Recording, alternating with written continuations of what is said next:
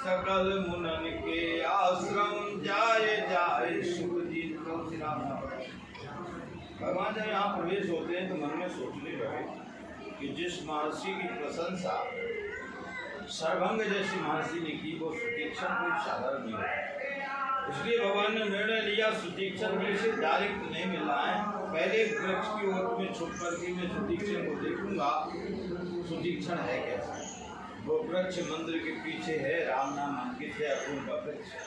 अनेक देवी देवता उस वृक्ष में अपने आप प्रकट होते हैं। लोग कहते हैं प्रभु श्री राम इसी वृक्ष के पीछे छुपे थे। तुलसी बाबा लिखते हैं प्रभु देखें तरुओट लुकाई।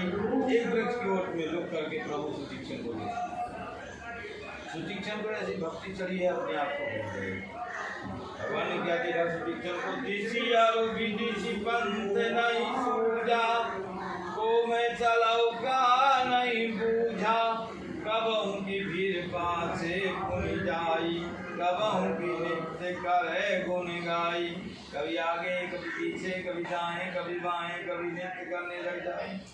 मैं कौन हूँ, कहाँ से आया हूँ, मेरा नाम क्या है, मुझे जाना कहाँ है पता नहीं। भगवान देखे तो बड़े विलक्षण महात्मा है, अपने आप को भूल गए, इनसे मुलाकात कैसे करूँ।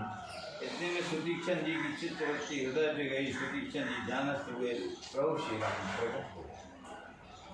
देखा ये ध्यान में बैठे हैं तो जगाने लगे। मुनहि राम बहु भांति जगावा जागना ध्यान जनक सुख पावा। बोलो महाराज जी मैं आ गया हूँ, मैं वही हूँ जिनका आप ध्यान कर रहे हो। नहीं जागे तो यहाँ कहते हैं प्रभु श्री राम चतुर्भुज रूप में प्रकट होते। तुलसी बाबा लिखते हैं भूप रूप तब राम दुरावा हृदय चतुर्भुज रूप दिखावा। जैसे हृदय में चतुर्भुज रूप दिखाया तो मुनिया कुलाय उठा तब कैसे विकलहीन मणि फनि वर जैसे। जैसे मणिधारी सर्प की मणि गायब हो गई वैसे उठे। देखा था चलना निकल पड़े। चरणन लागी प्रेम मगन मुनि बड़े बड़े भागी।